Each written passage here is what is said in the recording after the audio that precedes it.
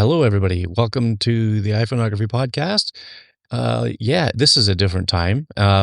We're going to be doing the show earlier. Uh, Going forward, it's going to be at 7:30 Eastern on the Monday nights that we record.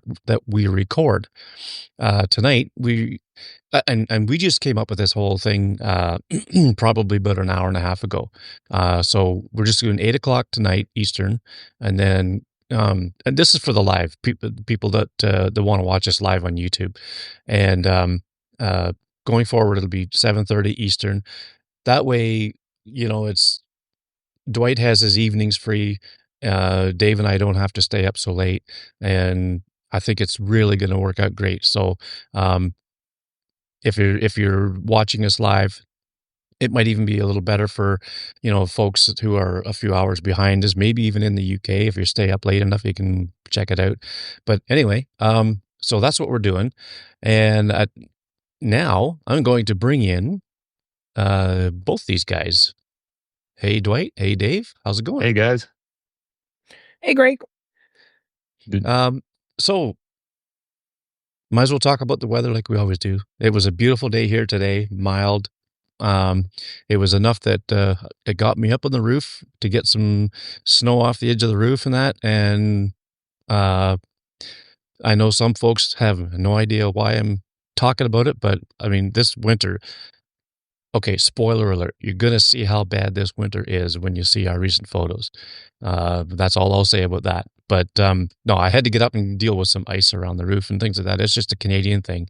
And but you guys, like Dwight, you've been enjoying some really warm weather. Yeah, I think it was probably 75 today, Fahrenheit, and I was working, so I didn't really get a chance to enjoy it. I wanted to try to go for a walk today with my wife, and she said it was too warm. So I guess we're okay today. Yeah. And Dave, you had a run on the weekend? Yeah. On Saturday I had a 10-mile race, and it was cold. We were in the mid-50s today.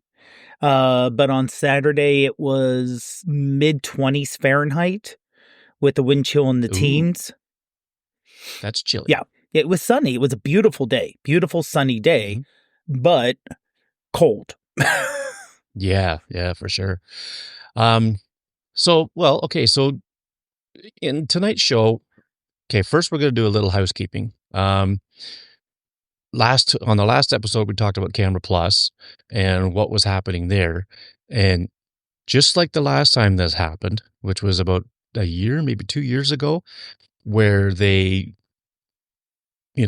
put an update out and the paywall popped up and wouldn't let you do anything. You couldn't restore your purchases, all that stuff. Well, the same thing happened again last month or whatever it was. And, I don't know if it was enough negative reviews in the App Store all of a sudden or what, but now they've dropped the paywall thing for people who have had people who have purchased everything in the past. So I tried it. Last show I said I was going to delete it. Well, I ended up forgetting about it and it was still on my phone. And then when I heard that this was okay again, I tried it.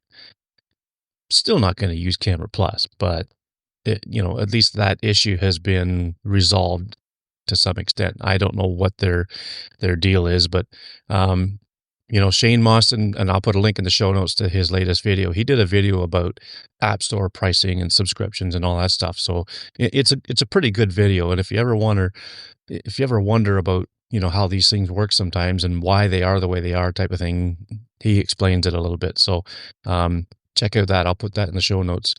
The other thing I want to talk about is a thing called VoiceCast. Dave, you brought this to my attention, and I think it's pretty cool. Yeah, it is nice.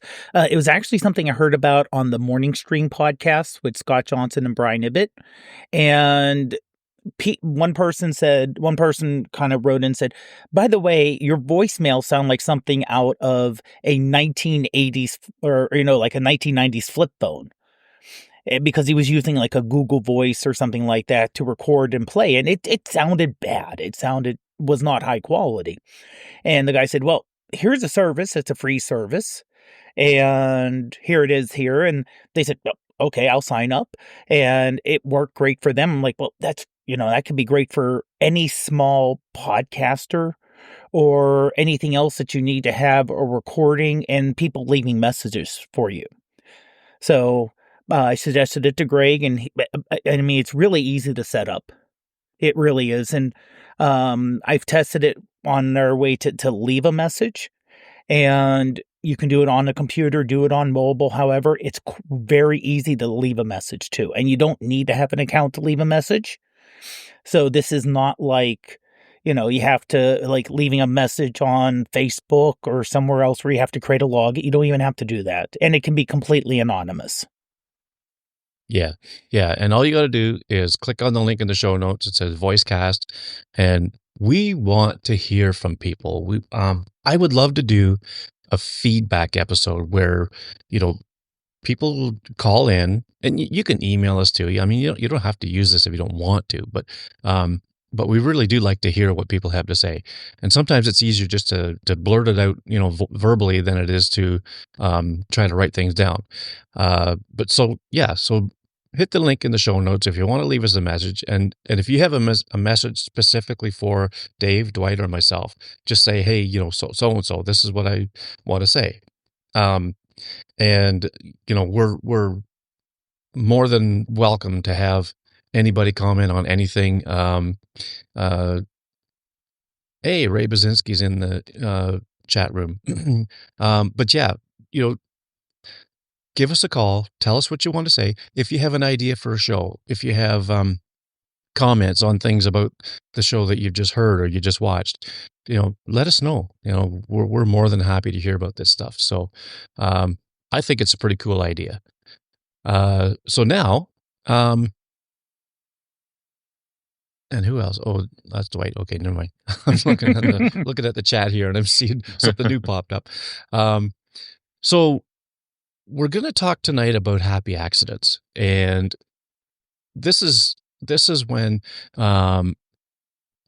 you've taken your phone out and you open it up and you look in your camera roll and you found a picture in there that you didn't even know you took. You could have been walking along, with your camera app open, ready to take a picture, and not even realize you maybe accidentally pressed the volume up button or something like that, and it actually took a shot while you were walking along and didn't realize it. I've done that. Dave's done that. I think Dwight's probably done that. And so we thought we'll talk tonight about what you could do with these pictures once you find them. Dwight, what do you've done this. What kind of stuff have you come up with? I took some time earlier today to write down 10 examples. I forced myself to kind of think about 10 examples relative to this. And yeah, it does happen. You'll see later that I was framing up on a scene and a bird flew into the scene, which was, a nice, happy accident. Sometimes you can overexpose a photo. You can crank up the exposure too much, but instead of being washed out, you might get a dreamy glow or something like that. Or, you may move your camera and there might be some blur, and you might look at it and say, hey, this works. Random photo bombers, in your photos. Sometimes those are kind of funny, and sometimes they work for the scene. Weird reflections, accidental tilt on the horizon. Sometimes that works. I'm a big believer that the horizon should be level in my photos, especially on landscapes. But sometimes, that tilt, at a 45 just makes it different. And if you're shooting into the sun, there's the lens flare. And I'm not talking about the green dot we all see on the iPhone, but you get a nice lens flare at times that it just works. You might misfocus on something and it works, and there's just all kinds of things that happen. And as I take photos and I go through and I kind of go through a process of elimination on which ones I want to edit and which ones I'm just going to throw away. A lot of the times, the ones that I decide I'm going to edit are the ones that are happy surprises. And the same thing with my artwork that I do. All of them are happy, mistakes or surprises that I've done. So yeah, there's all kinds of ways that this can happen. Yeah. And Dave, you've obviously you've captured the odd happy accident now and again. Oh, yeah, yeah, and a lot of it is, and I'm also thinking not only happy accident, like a true accident, but just kinda coming across a scene when you're not planning on taking a photo. Because there are a lot of times where you're like, "Well, I'm going to this location," or I'm going. And you had that not too long ago, didn't you, on our recent photos? I actually, believe it or not, a lot of my photos on the recent photos are ones that were completely unplanned.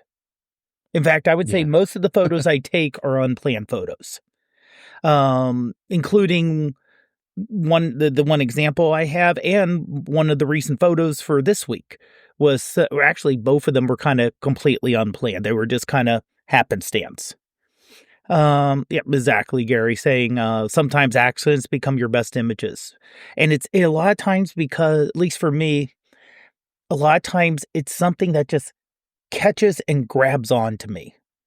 And it's something that I would not think about doing. If I was planning out going somewhere and taking a shot, it would be I wouldn't think, "Oh, I'm going to go here and I want to look for this time and I want to get this angle." And it's just something that, you just happen to go, you're walking by and you're like, "Oh, I never saw that before. I never thought of that." Or that the way this is looking right now, this looks like a great photo. It's just the kind of steal phrase from Bob Ross. It's a happy little accident. There's never mistakes. There's happy little accidents. Yeah, and Greg, when Yeah. I'm doing my intentional camera movement stuff for my art, just like a blurry photo or a light trail photo, those are all happy accidents, and they're really fun to look at and Yeah, use. I believe that wholeheartedly. Trying to do ICM. It's intentional camera movement for people that don't know. Yeah. Yeah. Yeah. And it's difficult at best, I think, to get what you really, really want. If you have a vision of something that you want to achieve with this process, sometimes it's hard to get that. And then in your efforts, you're going to try a number of times. At least I do. And I try a number of times to get what I want, and then something happens that you don't realize and you didn't plan on it, and bang, like Gary said, sometimes what did he say? Sometimes accidents become your best images. So I mean, yeah, it's very easy. It's hard to get what you want, but it's easy to get something that you like. Um, so we're going to look at a couple of images here that we've done. Dwight, wait till I get screen sharing going. Dwight, we're going to start with yours.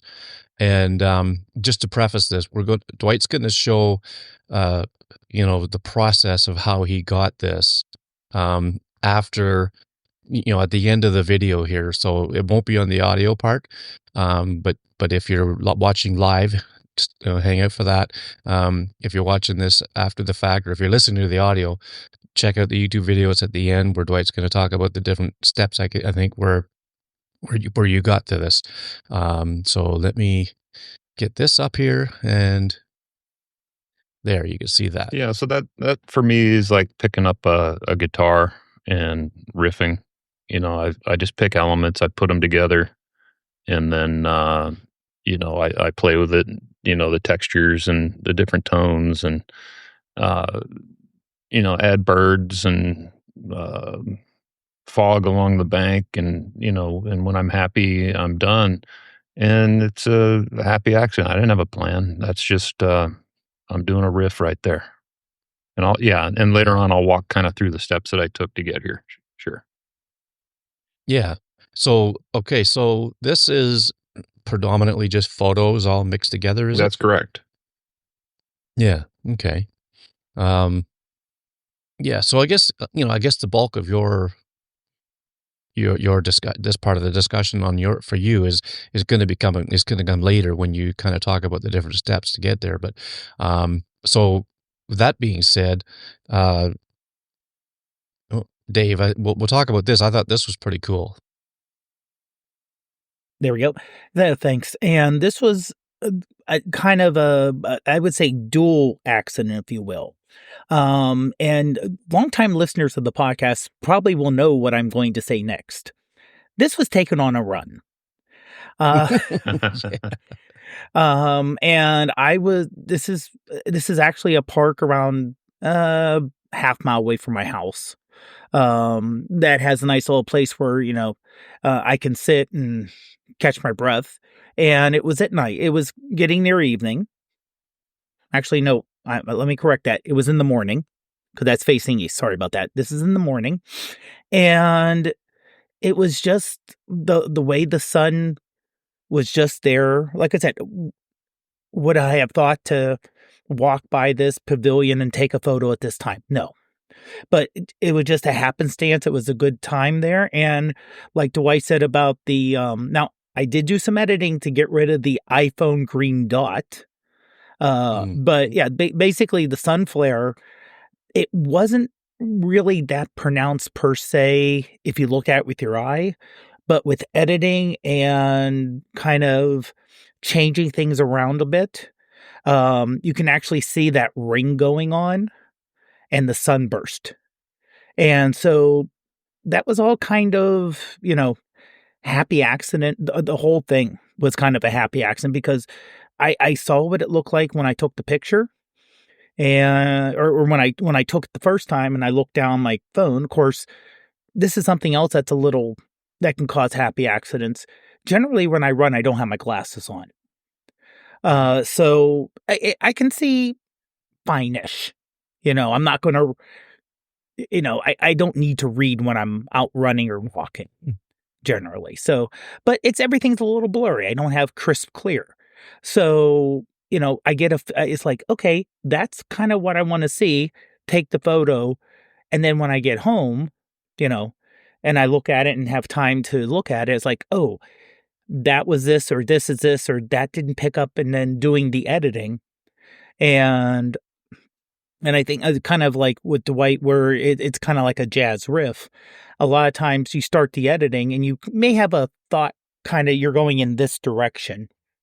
And as you're doing the editing, you think, oh, this came out. Or, when you first do a photo, you may like a photo like this, you're like, well, maybe I want to get rid of the fog and the haze and make it clear. And then you start playing it with like, oh, I like the way the light rays are actually hitting the fog. Let me keep that in other than the direction I was going.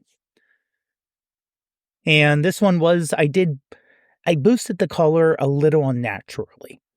But to me, it gets I like the pop of the colors.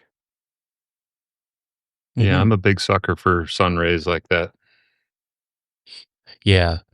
Sometimes you have to use software or like an app or something to get that. But boy, oh boy, it was a nice happy accident that it just happened to just do that.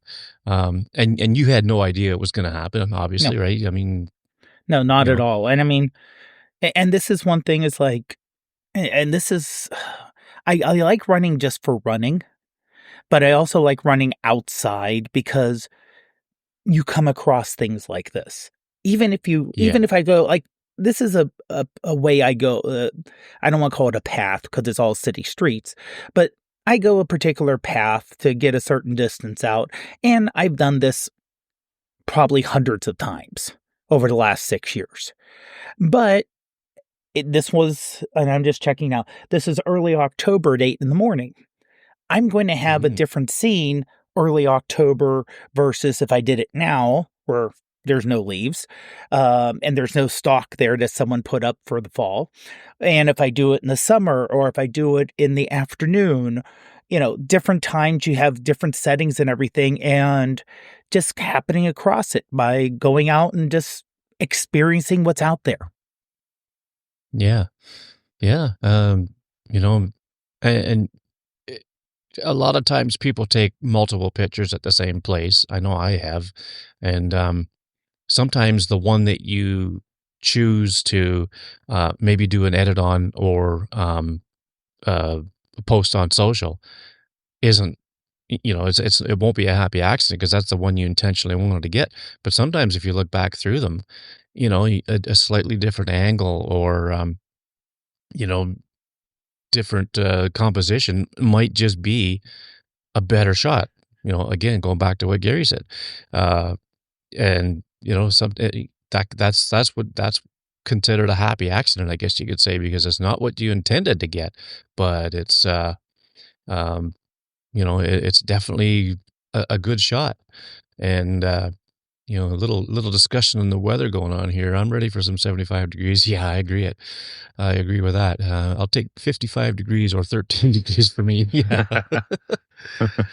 Yeah, it was Ray,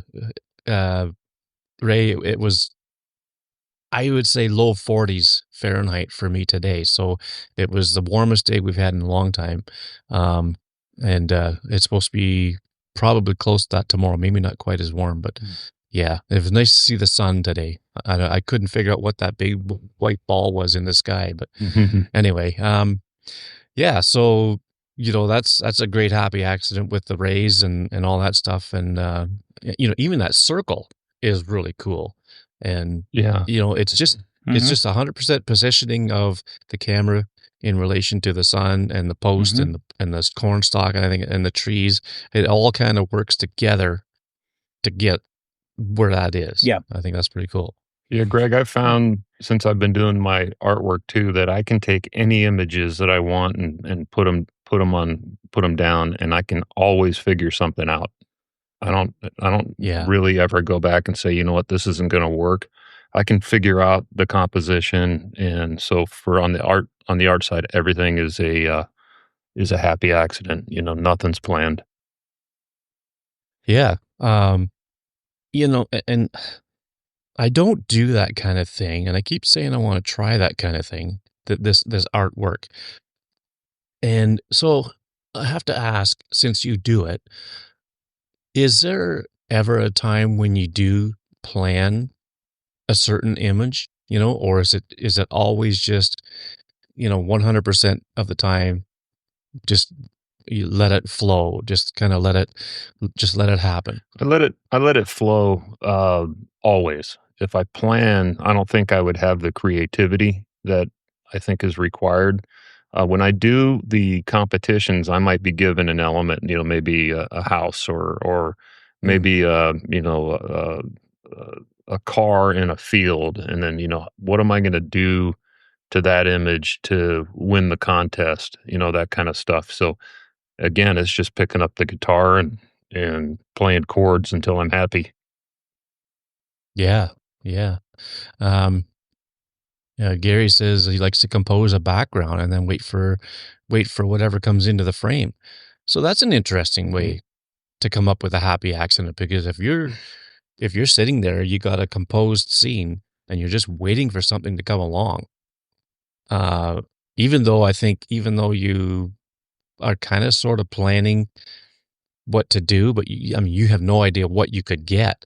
It could be a car, it could be a person on a bicycle, it could be a dog, could be anything come into the frame. And it's, I guess you could say that's where the happy accident is in that case. So that's an interesting concept, an interesting thing to try. Yeah, that just and Gary, I'll highlight an example of that in one of my 2 photos that I'm sharing. I did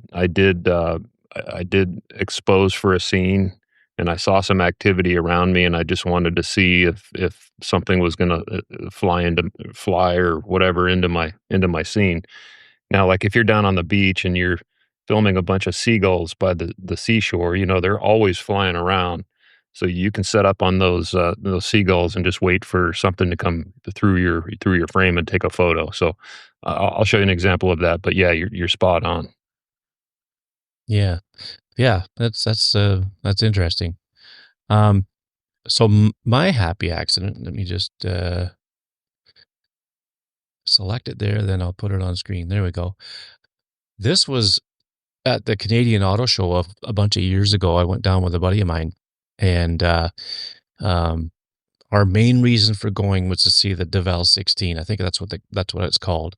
It was a sports car with a 16-cylinder engine, and was just something out of this world. But I mean, there was hundreds of cars there, and so it was a good trip. It was a good time, and it was at the International Center in Toronto, where there's multiple floors. So obviously, to get from one level to the next, you take the escalator. So we're on the escalator, and that's my buddy's feet in the bottom right or bottom left-hand corner. And after the show, when we got home, I didn't even realize I had taken this at the time. But I thought, well, this is kind of interesting.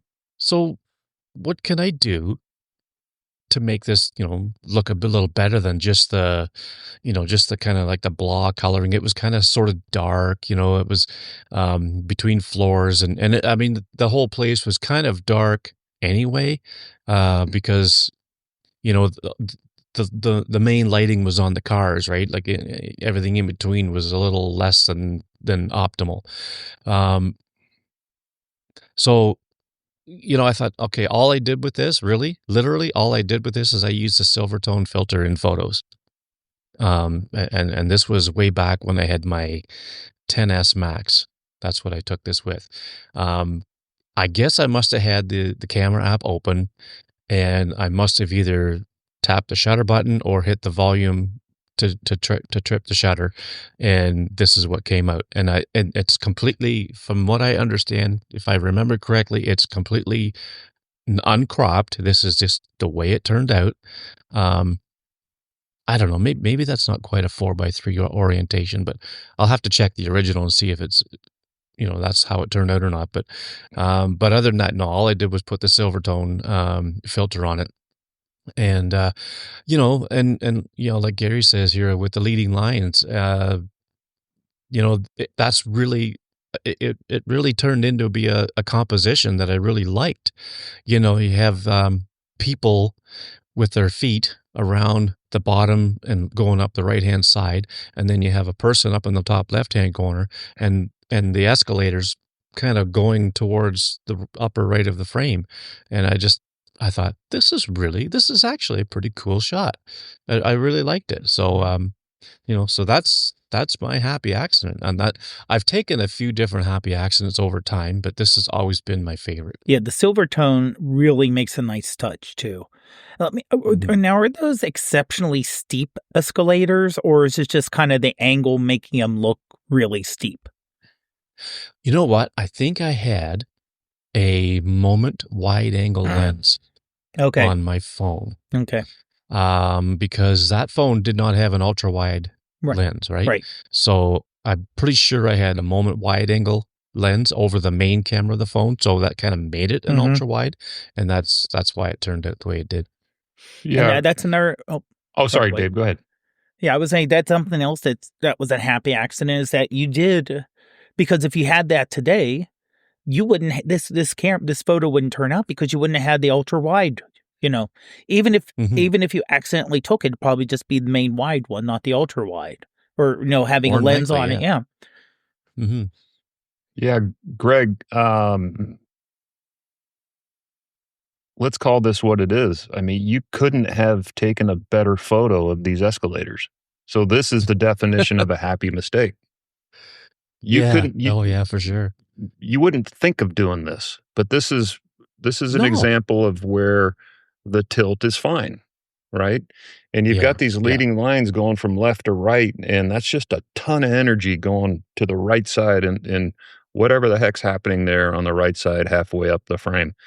And then you have the gal, I think, sitting, down at the bottom down there. I mean, those leading lines just bring you right down the escalator. It's a very powerful image. And this is a definition of a happy mistake. And this gives me an idea of, next time I'm on an escalator, I'm not going to take a horizontal picture of the escalator into the mall. Yeah. I'm going to try something like this. Yeah. And thank you, Todd. He says, doing this escalator shot in Silvertone and the leading lines makes a shot a winner. Yeah, thanks, Todd. I appreciate that. And thank you, Dwight and Dave. It's a,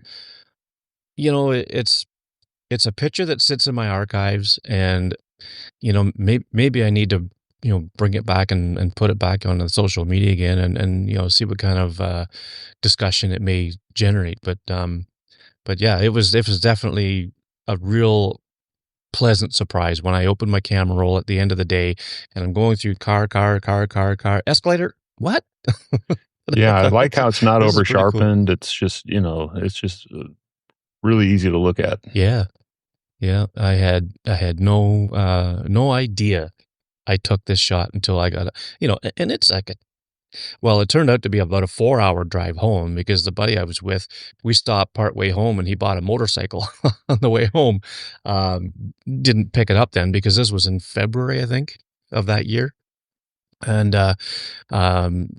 but it took an hour or so of time for him to make the purchase of the motorcycle and then drive the rest of the way home. So, I could have easily been going through my pictures while I was waiting on him, but no, I was too busy looking at other bikes and stuff. But no, it was a great day, and it became even greater when I stumbled across this. So yeah, so that's that's our happy accidents, and I would say go through your camera roll, and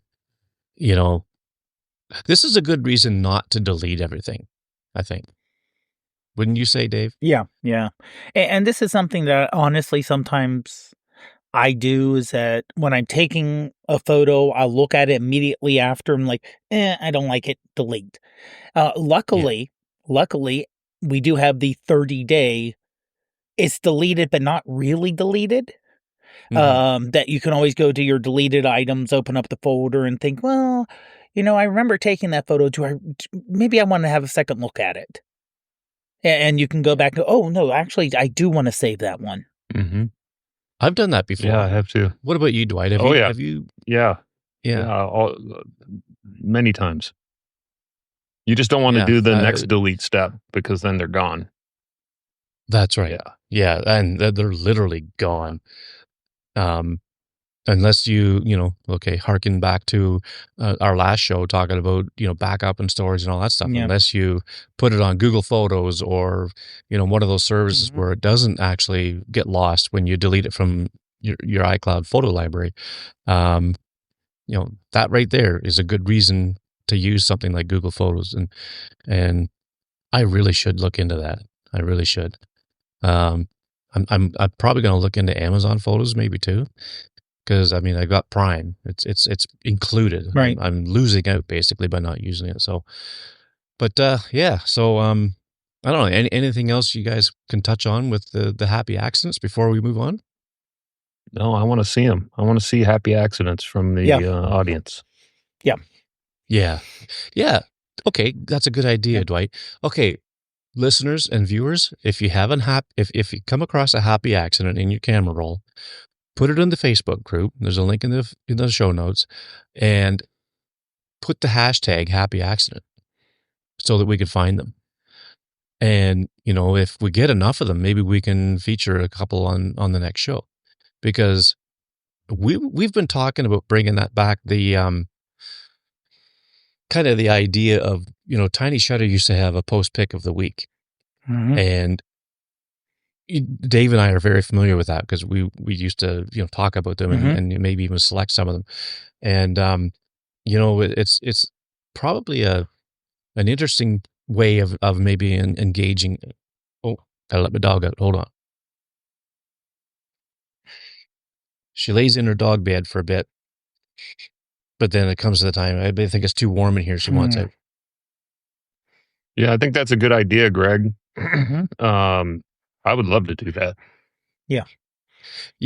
I think it's a great idea. And we can, between the three of us, we'll pick, say, one picture to feature, like put on the, feature as a featured post in the group. So, yeah, by all means, and we'll put them on the screen during the podcast.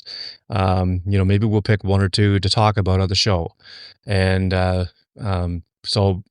Disclaimer: if you don't want to be, you have your picture showed on the screen, in the podcast app or on the show, on the YouTube video, don't put the hashtag on. But really, it's not hurting anything. It's if anything, it's going to spark engagement between you and other photographers and us, and I think it's a great thing. I think it's going to be a lot of fun. So we'll have to think of a name for that part of it, but yeah, I think we're going to do it full force. So, all right. So now I guess we will move on to our recent photos. So again, don't look at your screen on CarPlay if you're driving, but it will appear there. It'll appear on your podcast player, except Spotify. But Overcast, Pocket Cast, all those, the Apple Podcast app, you'll be able to look at the picture while we're talking about it here. And of course, if you're watching the YouTube video, you're going to see it, right here, right now. And these are just pictures that we've taken recently since the last show, and we just like to talk about them and try to figure out, maybe there's a photo tip in here or something. Who knows? So Dave, we're going to start with yours. Okay, so this was taken on the run that I had on Saturday, and it was, like I said, it was still cold. The main lake was frozen over, but the one creek leading into the lake was cleared up. So, and this was on the second loop. So the race was it's a 5-mile loop. And so the length of the race is just how many loops you wanted to do. You could do 1, 2, 3, or 4. So this was on the second loop through. So first time I went through, I looked, you're not only, I like to look around because it can get a little boring being out there for, it was slow. I had issues. It took me 2.5 hours longer than I wanted to, but it took me a while. So I passed this the first time and it kind of caught my eye. I'm like, okay, second time through, if I'm starting to walk more, I'll stop and take a photo. And I was unfortunately stopping walking more. So I stopped, you're right over a little bridge. And I took the photo and I was like, I liked the photo, how it turned out originally, but I wanted it to be, it was still, as Matt Hoffman called it, stick season. But I wanted a little bit more artistic, a little more like a painting. So I did throw it into Picasso. And I like the way the colors kind of, the border being kind of an aged border, so it isn't a bright white border. I liked how that turned out. And the fact that the creek, and it was kind of a green going to blue. So it adds to I just like the different colors on here where you got the green, you got the blue, you have basically the plants, which are being brownish. You have some of the snow there. It was a beautiful blue sky. Just the way it turned out, and it's kind of like the way it just looked there. Now, Dave, did you just use one app, Picasso? I used Picasso, and I want to say I used Photomator. Oh, okay. To tweak let me just double check here. Some of the hues? Yeah, I did Photomator to kind of maybe sharpen it a little bit to give a little more details and kind of give it some texture. Yeah. Just because a lot of times the colors, I wanted it to have more of a pop, and like I said, just the way the crick had that green and yellow and blue in it, I wanted to make that pop a little bit more. So I put in the Photomator and did some edits that way. Yeah, I think you did a good job on the colors. I think that's pretty artistic. I like the way that ended up.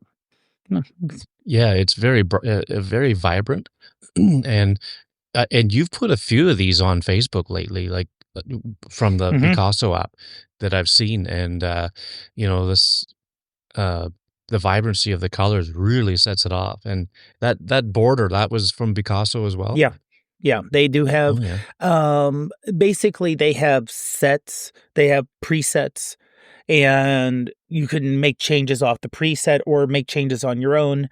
And they give you basically 3 borders at no cost. And if you want, the full assortment for everything, it's a step up.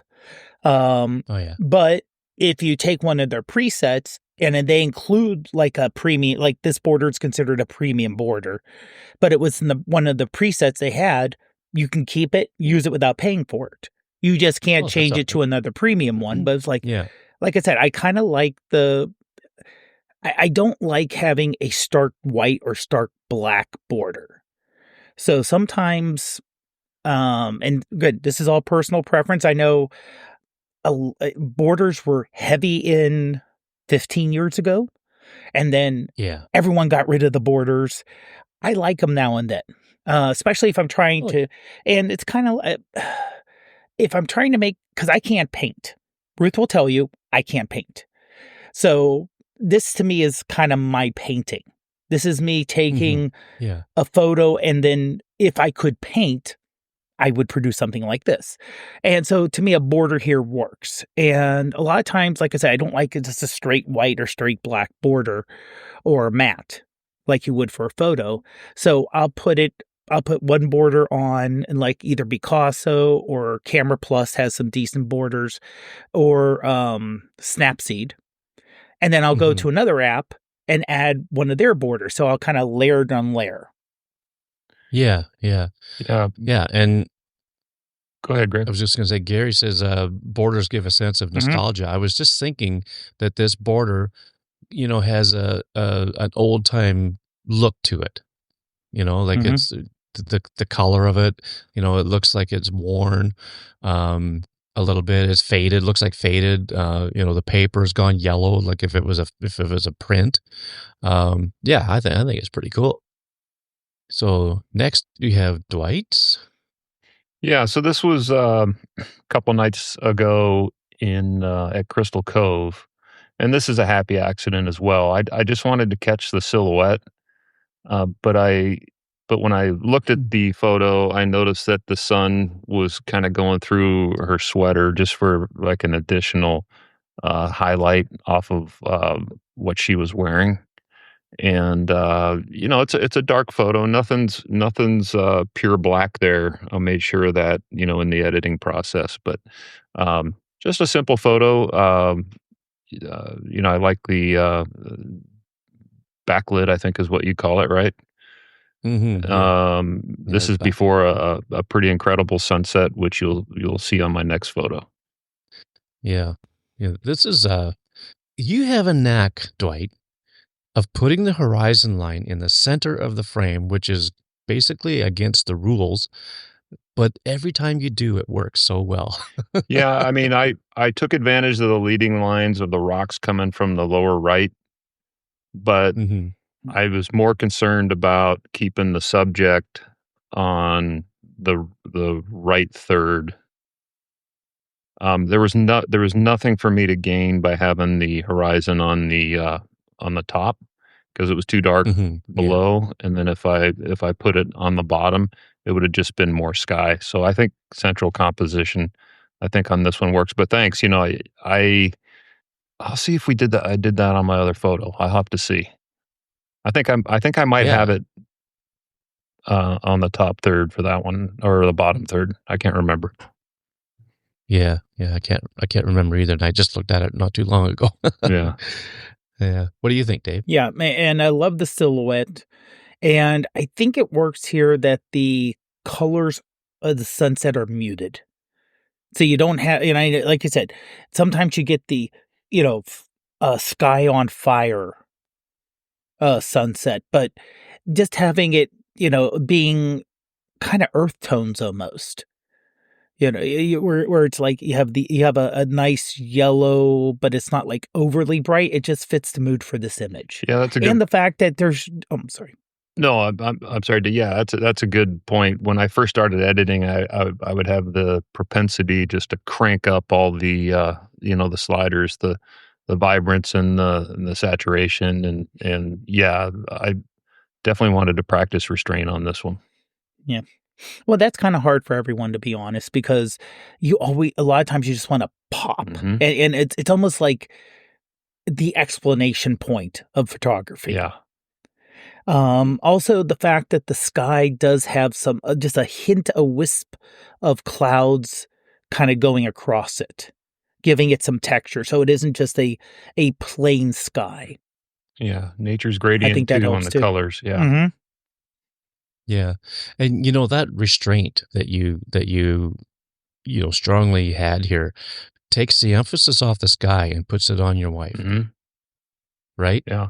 And it makes her the subject of the photo. Because if it was like really, really, bright colors and everything else, then she would kind of get soaked up in that, right? Yeah.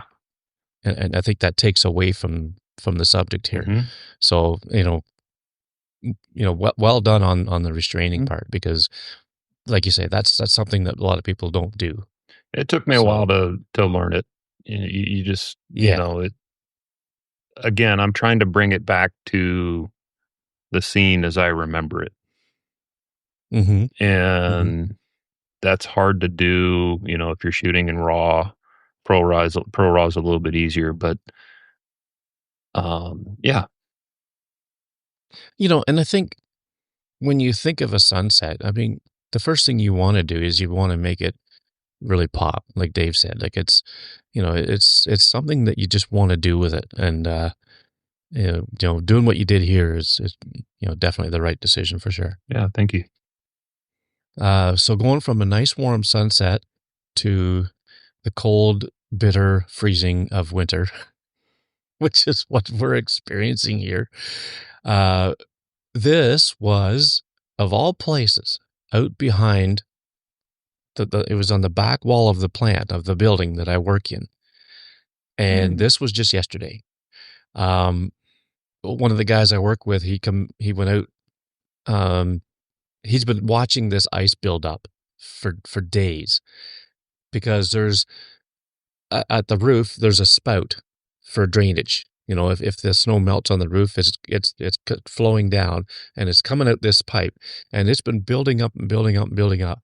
And this was, I could have used a picture of the whole formation that shows you going from the ground right up to the rooftop, and it was probably about 20 feet, maybe more, at this particular part. And it just kept flowing, and it just kept building up and building up and building up.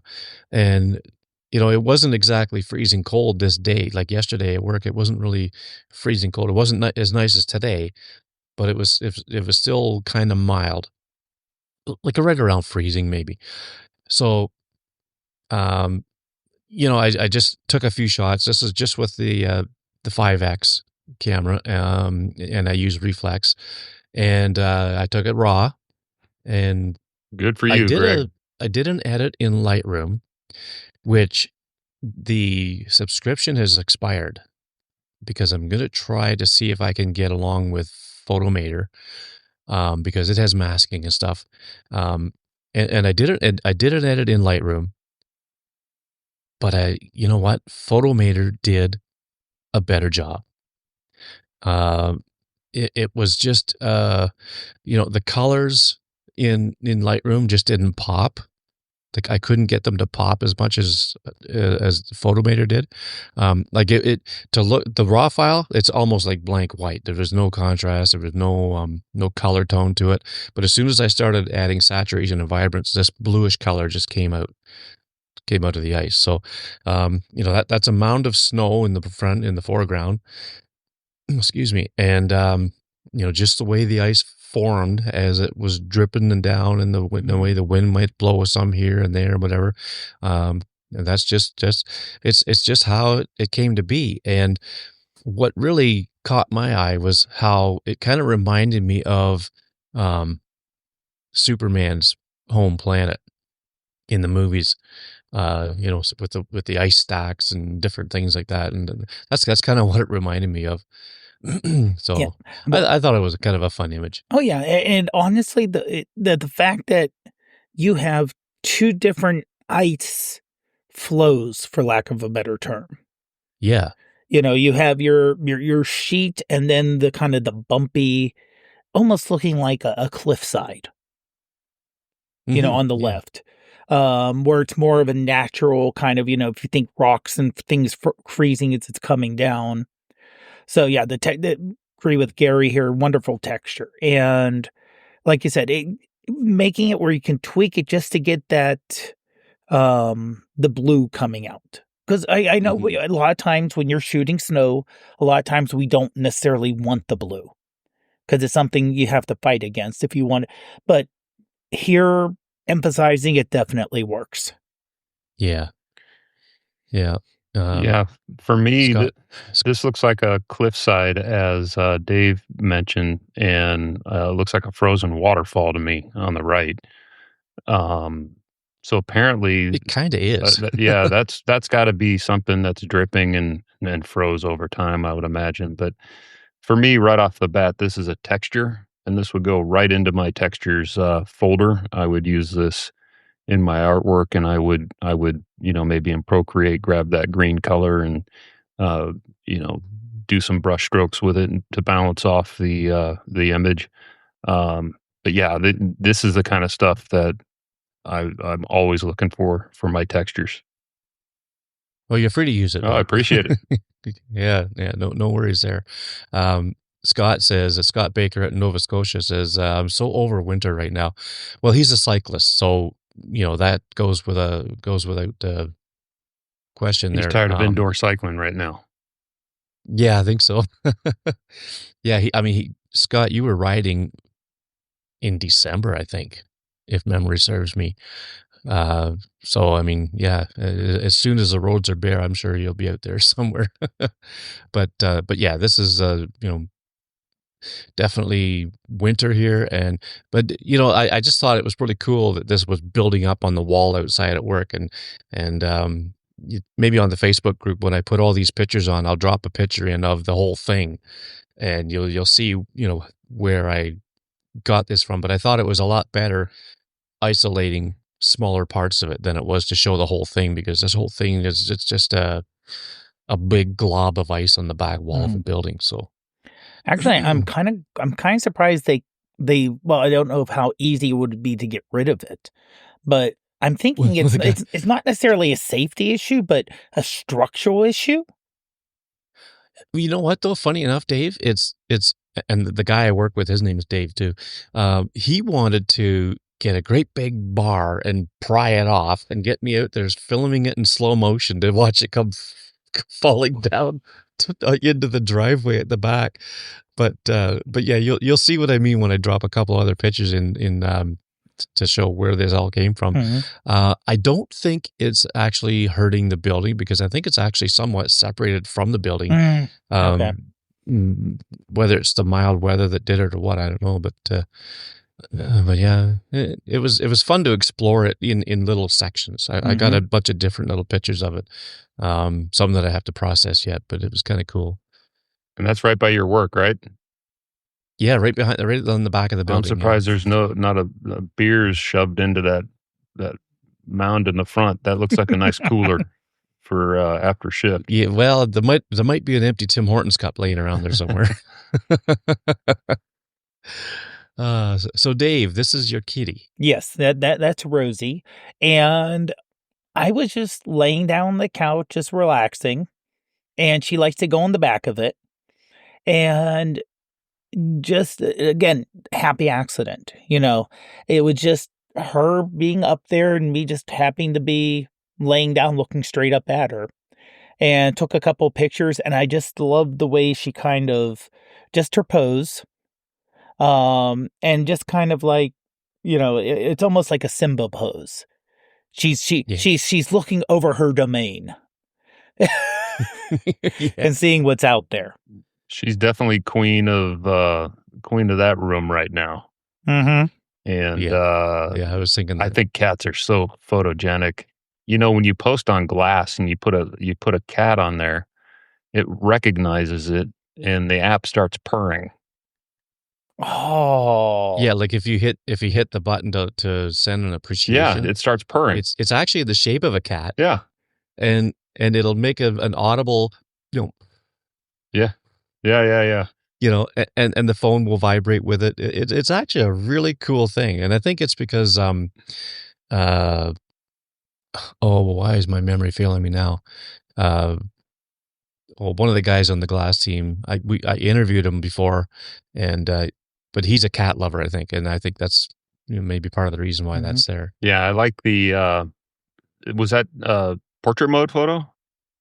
No, this was just a normal photo. Okay, so it recognized the pet. Yeah, exactly.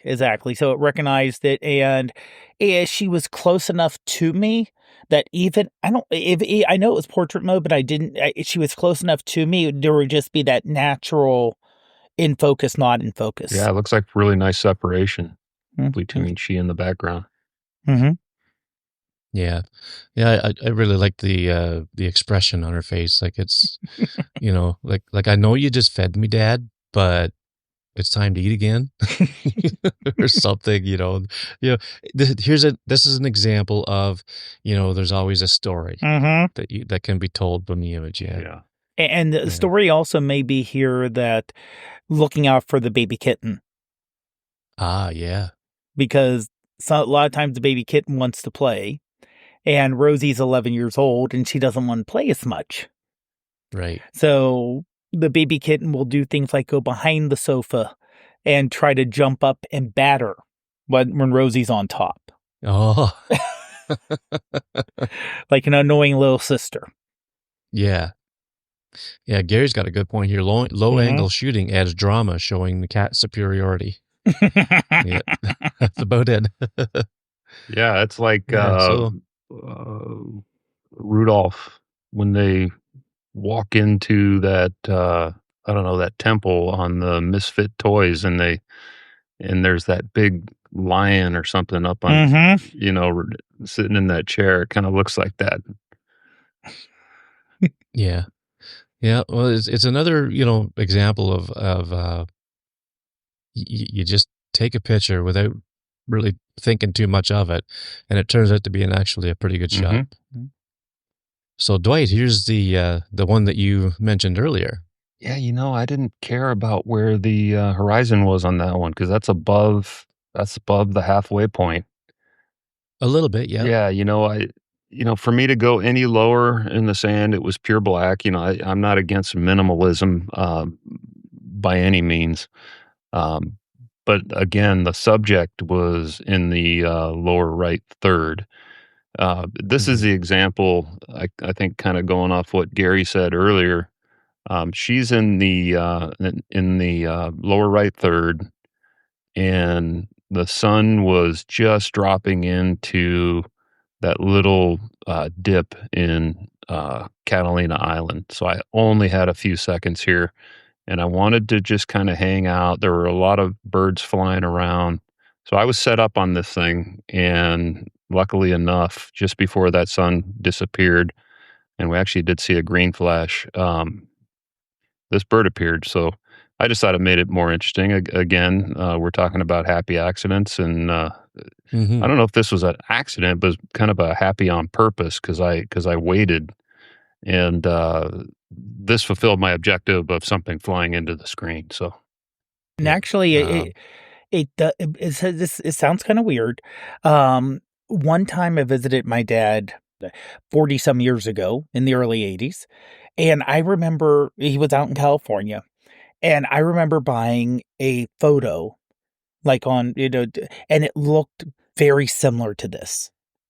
It was a sunset photo with a bird, but it was more vertical, but it was a sunset photo on the beach with the bird in silhouette, and had a very similar feel to it. Yeah, and hopefully this really you can kind of feel the emotion of the subject. I mean, she did not move from that way she was standing for a long time. So for me, it was just kind of powerful watching that as well. Yeah. Yeah, Gary says, amazing the gull in relation to the figure. Great photobomb by the gull. Yeah.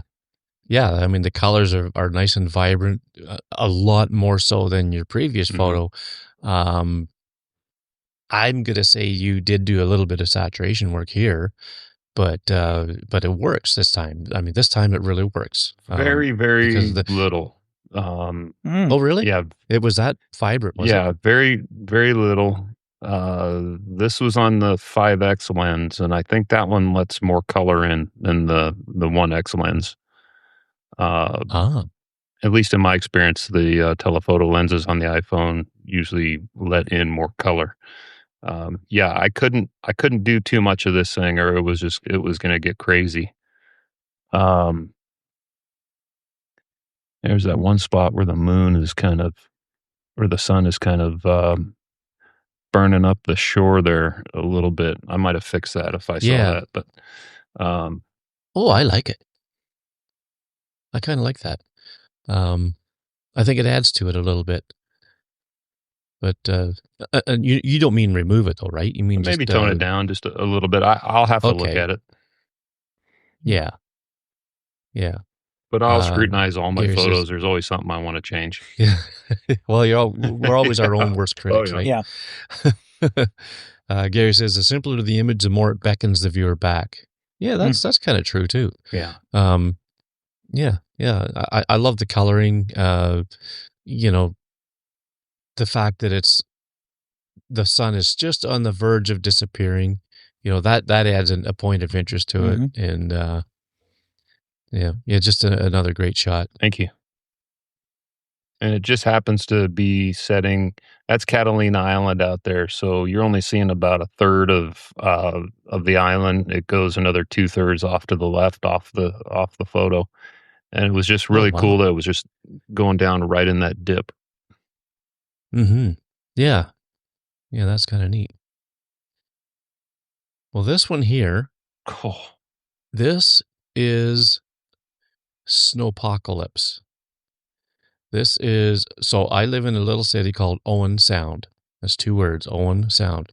And it's been affectionately known lately as Snowin' Sound. In fact, I think the fella who coined that phrase was Jordan Binnington. He's the goalie for the St. Louis Blues. In junior hockey, he played for our local junior A team, and they won the championship that year. And we had a lot of snow that year, and he kept calling it Snowin' Sound. He's from Richmond Hill down by Toronto. And I don't know if he's used to having this much snow when he grew up or not, but he kind of coined that phrase, Snowin' Sound, I think, and it kind of stuck around here. This is actually the street that I lived on when I was about 3 or 4 years old. And it's a narrow little street. I cut my teeth in road hockey on this street. Got my first set of stitches in my forehead living on this street. My dad was a real avid hunter of raccoons, and back in the times when we lived on this street, they used to get the hides in the fall and sell them and make a lot of money that way because there was a big market for them. And we had a little mud room in the house, and it was just wall to wall raccoon pelts, floor to ceiling. Like they were very successful at getting these raccoons. And the farmers really welcomed them out because they would ruin their corn crops. So, that's one of the reasons why he got so many. But anyway, the snowbanks in town, I tried to find a picture that really emphasized the snowbanks in town here. And I mean, after today, they're probably going to be down about a foot, maybe 2 feet, just because of the south wind evaporating the snow and the fact that a lot of it is melted. But this was on a day where, when I started out, it was sunny, and then it turned into this with a snowfall and almost looks like a blizzard, and then it just became cloudy, all within an hour that I was out driving around town taking these pictures. And Gary says, wow, the yellow pedestrian sign makes the photo. It tells a visual story.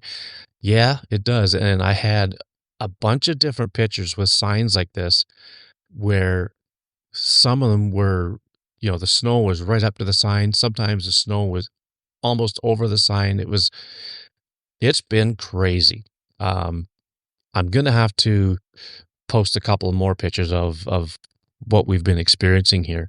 And people were getting so frustrated because they're running out of places to put the snow. Like, you blow out the driveway with a snowblower, and the snowbanks at the end of my driveway, were up to the top of the roof of my truck, or almost, or close to it. Like I would have to creep out, and it was like this at just about every corner in the city. You'd have, and it's not just here; it's all around this whole area. But you'd have to creep out very slowly and make sure nobody's coming. And if somebody was coming, if you didn't see them, you just want to hope they'd stop, because it's just there was no place to put the snow. But this is actually a 3-shot panorama. 3 vertical shots. Basically the 3/3, but well overlapped. And okay, so Dwight and I were talking the other day about panoramas, and I could not get Affinity Photo to do a panel. Couldn't get it to do it with RAW files. Couldn't get it to do it with JPEGs. They recently updated it, and I think I might have tried it before the update. And I thought, okay, I did the update where it has some AI selection stuff in it now, and I tried it after the update. It would not do the panel. You can go to File, start new, or create new panorama or whatever. Would not work, and I was so annoyed. But then I realized, bing, I had BMO Stitch on my phone. BMO Stitch put this together in an instant, and it's just absolutely flawless in how it does it. So if you're ever having trouble doing a panel, get BMO Stitch in your phone, and it'll work for sure. But anyway, so yeah, then these were 3 raw files, and I basically I edited, I think it was maybe the one on the right, and then I just copied and pasted the adjustments in the other 2, and there it is. So I lived in, okay, so you see that big gray house on the right-hand side? It looks like it's filling up the top right corner of the frame. I lived in the next one. Next one to that. That's where I lived when I was 4 years old. That's like 55 years ago. Well, it also looks like the streets, I mean, like you said, this is during the snow, but it looks like the streets haven't even been how long does it take them to actually touch the street to clean it off? Well, they do the main ones first, obviously. Right. Yeah. And all the little side streets like this, they kind of suffer a little bit. Even the street I live on, as busy as it can be, sometimes it's a little later before they hit it.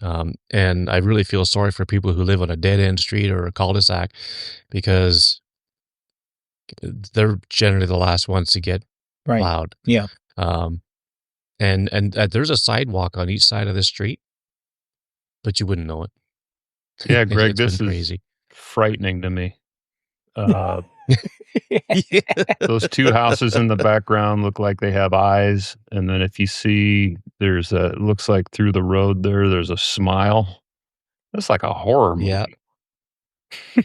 I'm not knocking where you grew up. I'm sure it's beautiful, but I don't get this. So if you need to get from that house in the back out to the main road, what do? You can't? You don't. Okay, you mean in the center of the frame? Yeah. Okay, those houses are on another street that goes, left to right. Oh, okay. So I'm basically looking from one end of the block to the other end of the block. And so that street may actually be taken care of. So Gray House and your old house aren't getting out. Well, they could. Unless these are backyards. It's hard to tell, but actually the people's driveways are cleaned out. Okay. Okay. But it was snowing hard enough that it's kind of hiding that. Yeah, and the sign, I think, kind of makes it too, because it kind of ties in with the slight bit of oranges and yellows and stuff in the trees. Yeah. Yeah, I don't know if you're barbecuing in that weather.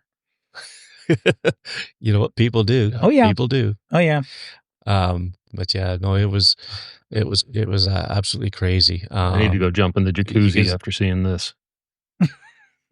Well, funny enough, another buddy of mine, behind his house, there's a hot tub, and he put a picture on him and his wife. They're sitting in the hot tub, and there's like snow everywhere around them. Like, so yeah, people still use their hot tubs in this kind of weather.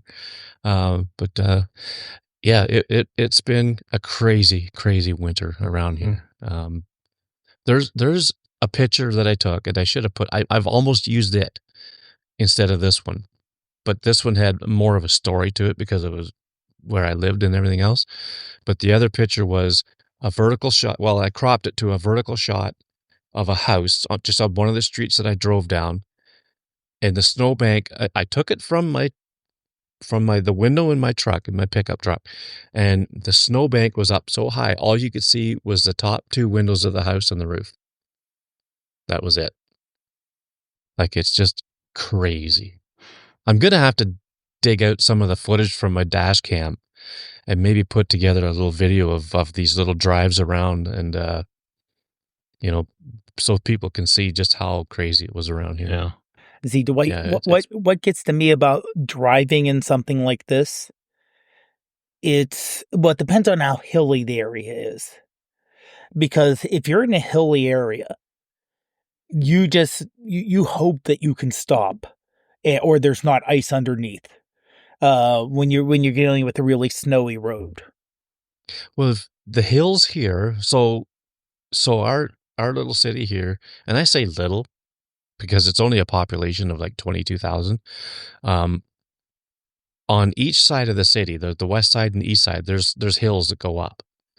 So I live up on the east side, and then you go down this big hill through the downtown area, and then on the other side of town it goes up again.